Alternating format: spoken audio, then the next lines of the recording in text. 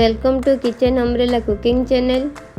आज मु नहीं आसी राखी स्पेशल हेल्दी सत्तू और ड्राई फ्रूट रो गोटे स्वीट रेसिपी। एमिति थरे ट्राई करंतु सहजरे बनी जीवो। मु एठी मिक्सिंग जार नहीं सेथिरे रोस्टेड चना काजू नहीं पिस्ता बादाम नहीं इलायची नहीं coconut powder sugar milk powder को एथिरे दे देछि। तापर सबको फाइन पाउडर करदेबा।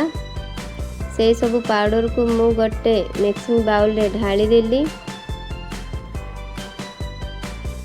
देखंतु एथिरे मु टिके गरम गरम क्षीर को पकई चामच रे भल भाबरे मिसई दउछि। अल्प अल्प करी क्षीर को पकेबे। बहुत किछि एकाथर के पड़ी गला माने सब किछि पतला हो गला माने आ सुईटा बनी बनी तो आस्ते आस्ते अल्प अल्प करिकी पकेबे। देखंतु टिके ठंडा हला परे सब किछि हाथ रे भल भाबरे मिसई देबे। देखंतु एठी हमर पूरा भल भाबरे चकटी हो गला। तो ये मिक्सचर टा को मु एमिति गोटे बटर पेपर रा गोटे टिफिन रे रखी देछि।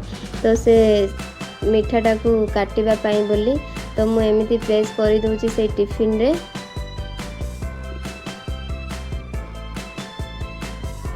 देखंतु भल भाबरे एमिति प्रेस करी करी करिवे।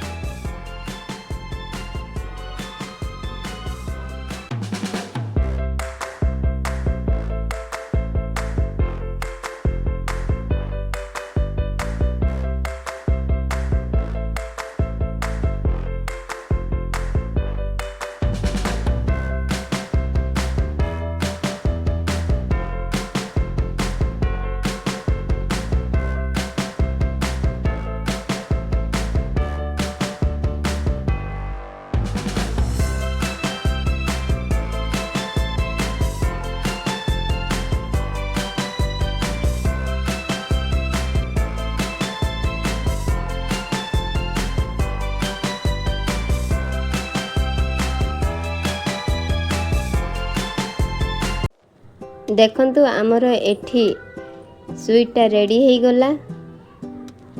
बिना कुकिंग रे भी आमर स्वीट रेसिपी एठी रेडी हो गला। थरे ट्राई करंतु बहुत भल लागिबो।